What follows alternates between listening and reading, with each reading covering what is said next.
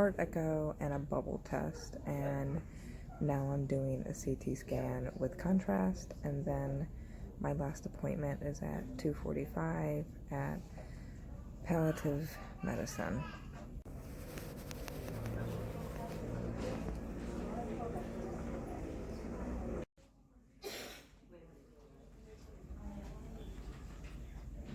Having fun?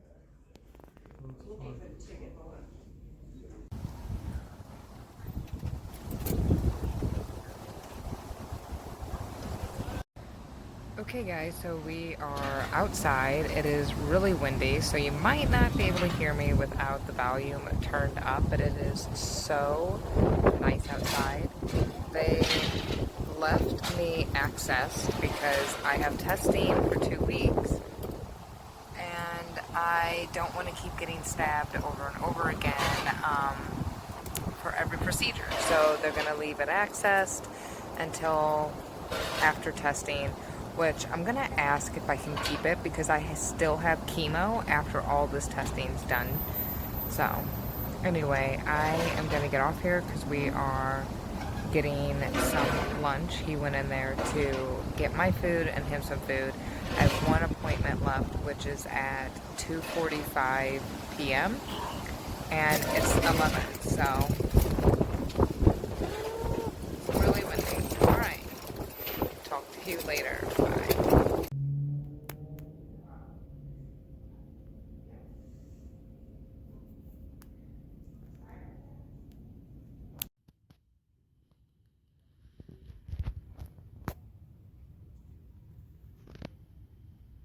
Okay guys, I am home and I did my living will at the hospital.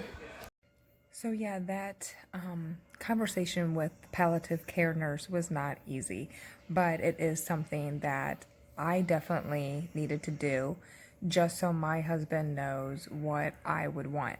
I do not want to be a vegetable if there is no hope for me. Don't want to be in a vegetated state. That's not living. And it's not fair to him to have to keep seeing me like that and our kids if that happens. So it is very important for everyone to have an updated will for your loved ones. Especially if there's something that you want, you're gonna need to have a will, because if you don't have that, they have to make the decisions for you, and it might not be something you want. It's your last wishes. It does not take that long to do it. It took like me 10 minutes to do one. So get your will updated or started. Okay guys, so today has been exhausting. I have not really had the time to sit and just really reflect on today.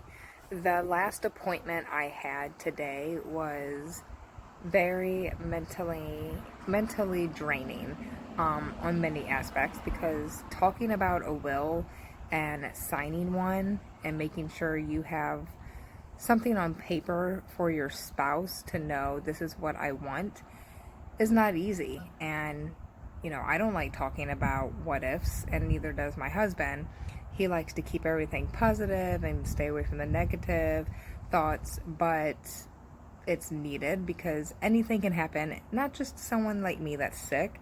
It can happen to anyone out there that's healthy. So it's always important to make sure you have an active will, because it's needed for a lot of reasons, and there's different types of wills too. So if you're needing something written down in case like you die, you don't have a spouse, or even if you do have a spouse but you have a house, you have cars, your kids are involved, you need to have legal representation done with that. But I'm not going to get in the whole spiel of that because I could talk forever with that.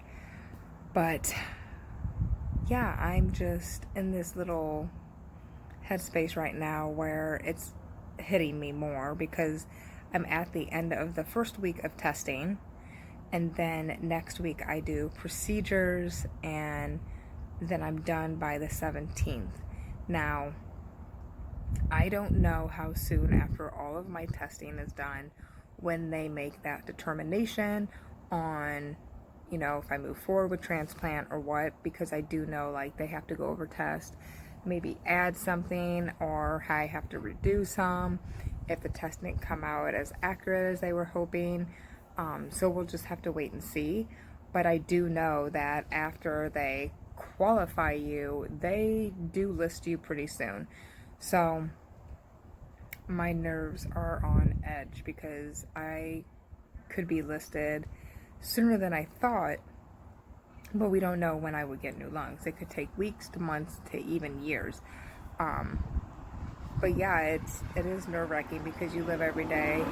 You know, you don't want to be living at your everyday like, oh, is today the day? Am I going to get the call today to get new lungs? But your head will go there. It's only normal. Like, I do worry a lot over things. I have 3 young kids and an amazing husband. So yeah, I'm a little worried. This is a serious thing. This is a life and death situation. I need new lungs. So I'm outside. It's really freaking windy. Like, really windy. It's getting ready to storm here. They're all over the news saying like we have bad weather coming. All I see is wind. No thunderstorms. And I could be wrong because there's a lot of clouds coming by, but I ate too much for dinner and my pouch is really full and I feel very miserable. So I'm probably going to get sick soon. But anyway, I'm going to get off here because I'm exhausted. I have a pie in the oven, which is going to be done probably any second. So I will talk to you guys later. Bye.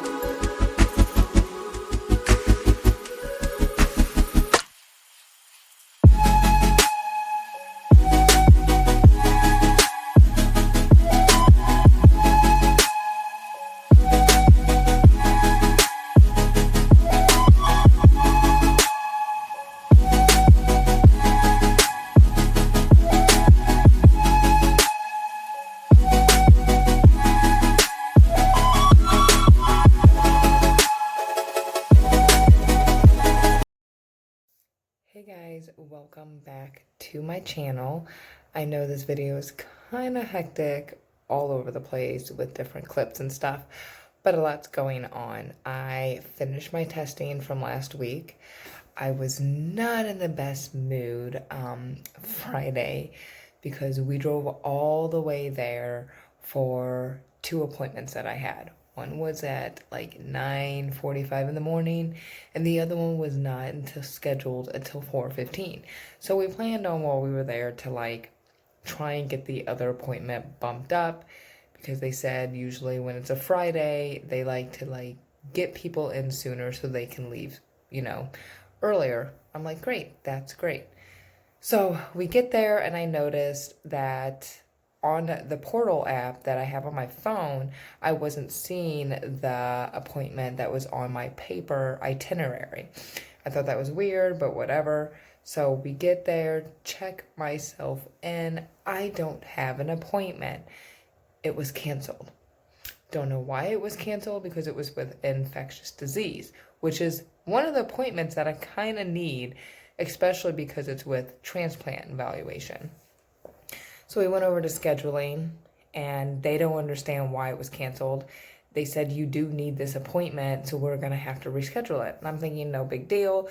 I'm here, we'll get it. No, of course they couldn't schedule it for the day that I'm there. So that was aggravating at all. And they were apologizing for the inconvenience. And I said, yeah, we drove all the way here for this appointment and an appointment I have for later. So it's not like we can just drive home and sit. I mean, yeah, we live locally kind of, but it's a 45-minute drive. So it's not right down the road. So we were going to be stuck at Mayo all day until my last appointment if they couldn't move that one up.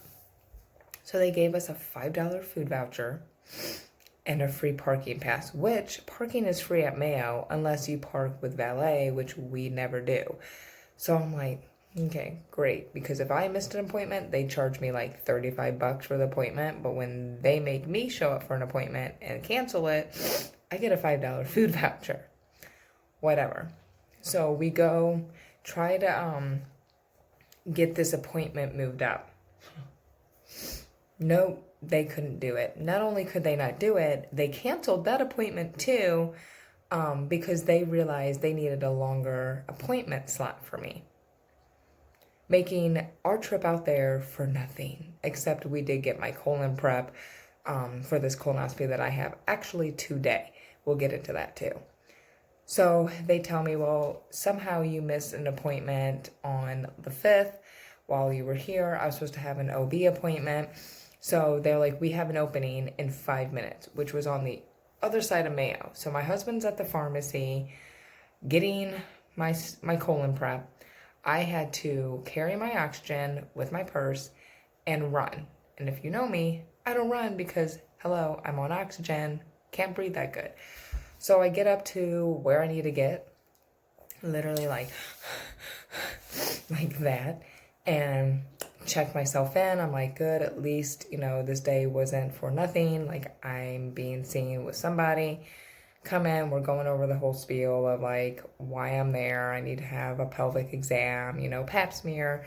And I said, well, I've had a pap smear last month with my OB outside of Mayo. And they said, okay, well, you don't need to be here because we can literally get everything from your OB faxed here. And that counts. And I'm like, why didn't anyone do that before, wasting our time? So I was not happy at all. So I had to do all that and met up with my husband, told him what happened. He was not happy at all. So we were not happy Friday because we literally were there for like just to pick up something that could have been sent to our pharmacy closer to our home and not wasted gas and time going out there for nothing. So today, now I check my portal because that paper itinerary we get isn't guaranteed that stuff's not going to change, or they're supposed to call and tell you if they add or take away anything just to let you know. Because if I'm in appointments all day, I'm not going to be like this staring at my phone nonstop, especially if they're adding something last minute. and I don't know about it. It's kind of crappy. Even though I do have notifications on my phone, it's just... Sorry, I had to text my husband. He's like, why did you shut your bedroom door? I'm doing a video. So anyway, today I have a colonoscopy. It's Monday, and it's at 3 p.m. And I have to be there at 2:15, and it's like 9 o'clock, so I got some time. My grandparents are here. They got in last night to help with taking me to my colonoscopy, sitting with the kids, because my husband has to take our daughter to an appointment, so he's not taking me to the colonoscopy. But I know you guys probably see this. This is my port. It's accessed already. It's just right here, taped up. So I don't have to worry about getting stabbed for an IV already. But yeah, I have the colonoscopy today.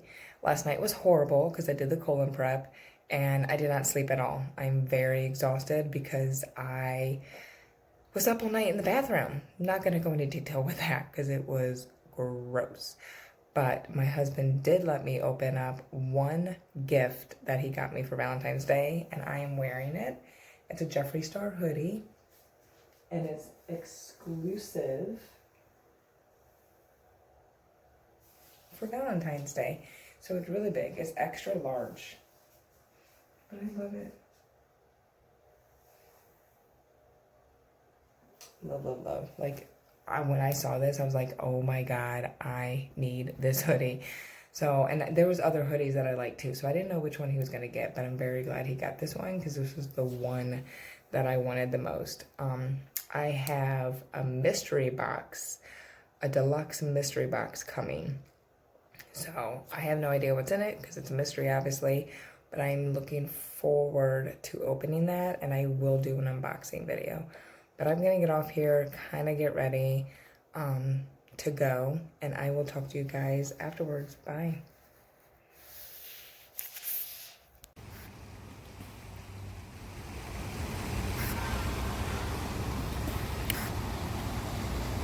Are you having fun? Oh, it's fun. So it goes from 0 to one of these lines is 5. Guys, my box is here.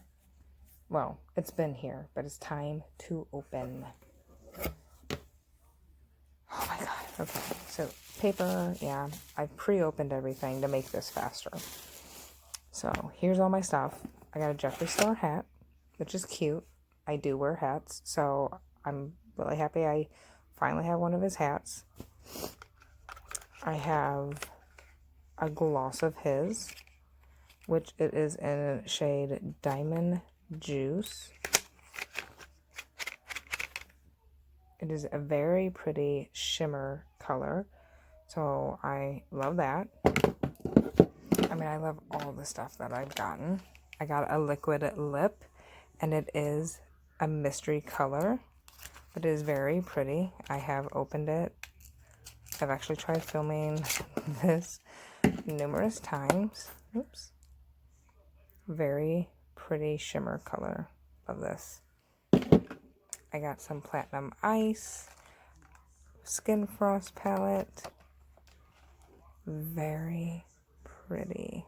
Love, love this. Oh my God, I'm so excited. This is like my favorite thing ever.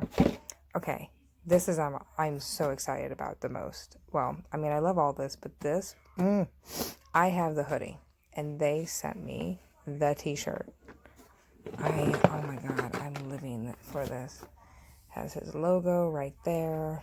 Oh, so all that stuff. I got the straws. I don't have any metal straws of his. I have another mini Jawbreaker palette, so I'm not going to open that because I have one. So this will be a backup for when I run out. And this, guys, oh my God. I knew this was a mirror, so I was really excited. And I have this exact mirror in my cart online. This pearl color mirror. Oh my God, I love this. This is so pretty.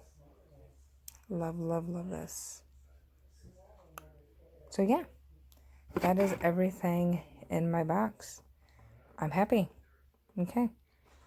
Gonna go relax because I just had my heart cath. Search filters to find homes for the real of us. Realtor.com, on the the lower home shelf, of home search. on the left side, lower than what you're looking. Give me your hand! I can save you! Ooh, some chocolate in that. Whose is this? That's yours. Oh, That's from Gaga. I like sour cream and onion. Ooh, I got Cheetos, Doritos. Ooh, barbecue. Rainforest treehouse. You dream More right. Cheetos. More Cheetos. And she's supporting Little John? Yes, Oh, Even he knows that. Thanks, Captain they're Obvious. candies. You're with Big John. Understood. Don't hate like their trip. Book yours with I have a Hotels.com. banana. Rewarded basically everywhere. I have a banana. More Doritos. I got these. Ooh, you got some donuts? I got donuts. Is that all of it? No, there's first. Okay, let's put everything in that big bag so that way Yeah, we but look at all your stuff. Okay, you're not gonna eat all that. Rose, go. Let's put what you're not gonna eat in it. Do you like it? yeah. This I'm gonna eat for breakfast. Okay. What does it feel like when it's doing that? Like it's stretching.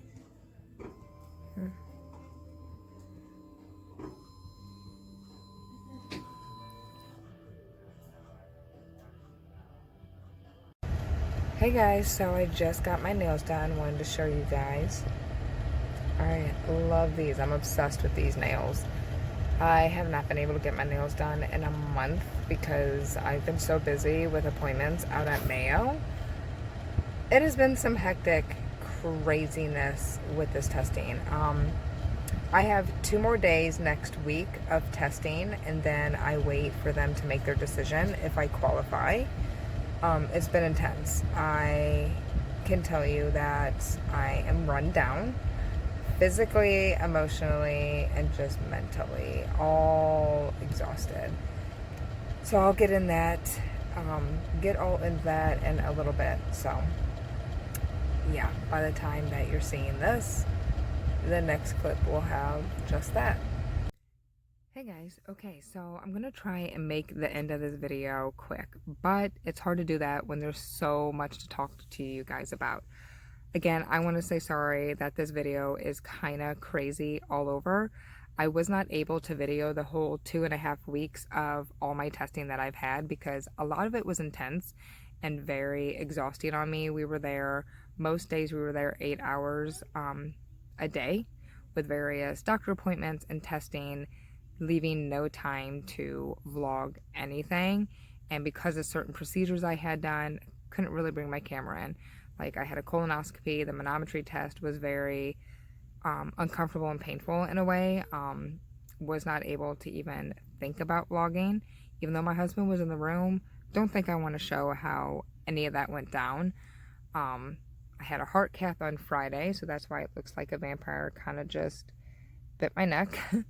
I had a right heart cath. Thank God they changed it because I was supposed to have a left heart cath too, and they decided last minute that because of my age, I didn't need to worry about it because it would have been anesthesia involved. And I was able to enjoy at least Valentine's Day night, even though I couldn't move my neck. I had to walk like that. So I had a swallow test done, which is barium swallow test, GI transit scan done, many x-rays and CT scans with contrast, MRIs, yeah, this like a manometry. I'm having the pH test done, which they were supposed to do with the manometry test, which is a catheter that goes up your nose and down to your esophagus, and it stays in for 24 hours, and then they take it out the next day. So I'm having that Wednesday, and that's the last thing I have done.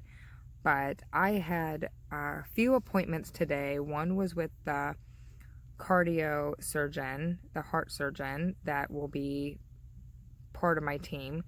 He went over everything that I've done, looked through things, and said, with everything, we had to go over a lot, which was all the risk involved in the surgery, how they're going to cut me open, all the bumps along the way that I could encounter, all the possible issues I could encounter, which I know about, but again, I don't remember everything because I'm being told a lot of information along this journey. So I am going to be getting a binder. They said it's about like this thick of info. So if I need to know anything, I'll have it. So he said everything on his end looked good. There should be nothing holding me back to get listed because I'm young. I don't have any other hidden issues that besides the ones that they know about. My esophageal dysmotility is not really a major issue because I was told that if it was an issue, I wouldn't even done testing, and well, I'm almost done. There's a way to work around that if need be, so that was good to hear. I went to the transplant department for my last appointment, and the doctor that's also a surgeon that's going to be on my team also said the same thing, that everything looks good. The only thing with me is because of my scleroderma and where I'm at, I'm not too critical where I'm like a top priority on the list. I'm more like down here. So yes, I will be listed, but it's not something that I need to rush into doing. So it could take several months to years until I really need to worry about doing a transplant. Because he asked, if I had a set of lungs for you today, a donor right now, would you take it? And I'm hesitant. I said, I'm kind of torn because yeah, I would in a way because I have kids and that's all I'm thinking about is my kids and being present here with them. At the same time, I don't feel I'm that bad that I need to rush into a major surgery like that because it's scary. You're told you have 5 to 7 years left to live. Your life expectancy, not left to live, but like life expectancy after transplant is 5 to 7 years. That's not doable for me right now. I'm 34. I want to live longer than that. And that's to say, if I even get to that, some people don't even make it to the 5-year mark and need to redo it again. It just depends on you. So I'm not willing to just kind of like, and you're not guaranteed to even come out of that surgery. There could be a lot of complications in that surgery. So it's scary. And I told him, I rather wait until I really need it. And I start showing signs that I really need it than rushing into it. And he said, yeah, I agree. So what they would do, next week I will get the definite answer of qualifying, but he said, I can already guarantee you're going to get listed. He's like, we get together, we're going to let you know, like, okay, you get listed, they're going to list you. He goes, you will be on the list down here, and we will be watching you pretty frequently. So if you start showing any decline, we can bump you up on the list, and then we wait for a donor that matches you, and I have 4 to 6 hours to show up to the hospital, do the prep, get ready for surgery, and if everything goes good, I go into surgery. Now, there are things called a dry run, and what that is that you get called in, hey, we have a set of lungs. You go in, you get prepped, you get ready to go back to surgery. Something happens where either the lungs were too big, or they were diseased, or there was not the right size, something. It isn't the right fit for you. You have to get dressed and go back home. And he says that happens to 20% of the patients there, and it can happen several times, and sometimes it might not happen at all. Just depends. And the only issue right now with me is that I have these antibodies. They're not supposed to be over 5,000. Mine's at 10. There are ways to fix it if need be, and that just means they have to, and we'll figure all this out when time gets closer and I need to really worry about it. But that just means I have to make sure that, they have to make sure that the donor matches my antibodies to a T so they line up really good and there's no major issues, because it could be really bad for me and start rejecting the lungs, and we don't want to go through that. We talked about all the risk of, infections, needing to be dependent on a ventilator and then end up needing to be trached, and then, your kidneys start failing and liver and all the stuff that can happen. Obviously, death is the number one thing that is the biggest factor with, the worst thing possible to imagine. But I know all these risks. We've talked about them a lot, but they go over it a lot, so they make sure you know without a doubt what to expect. And to me, I'm willing to do what I need to do to live, because in the end, I can't live without lungs. That's just the truth. And he knows that. I got really emotional at my last meeting. I was in tears talking about why I'm doing this for my kids. It's not just my kids. I want to live too. I'm 34. I'm not ready to just wash my hands and call it good. I've had a good run. No, I haven't even experienced life yet. I've been sick for my and my husband's whole marriage. We have not been able to enjoy a lot because of me being sick. Seeing me right now, you're probably like, you don't look that bad. I'm sitting. I don't need my oxygen when I'm sitting or resting, only when I'm up doing activity. So it's really hard to, go through all the stuff that I'm going through, because I know eventually I'm going to need a transplant, and it's going to get hectic when that time comes. But everything's in plan, and everything is working out, knock on wood, the way it's supposed to. It has been the most stressful time doing this testing. So I just can't believe that I have gotten through it. I told my husband we need a mini vacation after this, because boy, was this exhausting. Mentally, emotionally, and physically, and a little financially. We did find out that my meds that I'm going to be on after transplant, which I was told I will be on about 30 plus meds the first several months after transplant.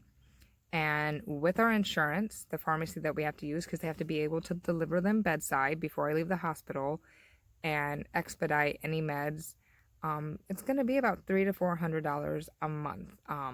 And the price will go down when meds are taken away, because I'm only going to be on like 6 to 7, maybe 8 meds for the rest of my life after transplant. The meds I'm taking now, a lot of them will disappear because they're being replaced with a lot stronger drugs. So if I didn't have insurance, all the meds they said that I would need would cost $25,000 a month. That's insane, because a lot of these meds are rare meds. They aren't stocked in pharmacies. You kind of have to order them. Why they give you a list of certain pharmacies to use, because they keep these meds there once you put them in, and they send it to you. So that's great. So we had to do all that and turn it into our social worker. We had to make sure financially we are set with like our regular bills, and being able to afford, that we don't have any financial roadblocks before proceeding through, because they want to make sure that you're able to still live the way that you need to and afford what you need to. And we are. So thank God for that. So yeah, that's pretty much all I have to update you guys. Again, I'm sorry this video is kind of crazy. Next week, I will get the answer on qualifying, so I will keep you guys updated with that. Like I said, Wednesday, I still have one more testing. I might video a little bit with you. I will do a check-in for sure after, so I'm just letting you know that video, I will have a catheter in part of it. So if you don't like looking at stuff like that, you might not want to watch that video. But if you guys have had said prayers for me and well wishes, it means so much, because I really do feel them, because this isn't just a little miracle. I do believe in the power of prayer, and prayer works. So again, thank you guys so much. I'm going to go relax with family. My grandparents leave tomorrow. It's been really great to have family here and help out with the kids. You really see who is in your corner when you're going through it, and we have amazing family. So we're really blessed. So, okay guys, I will talk to you guys later. Bye.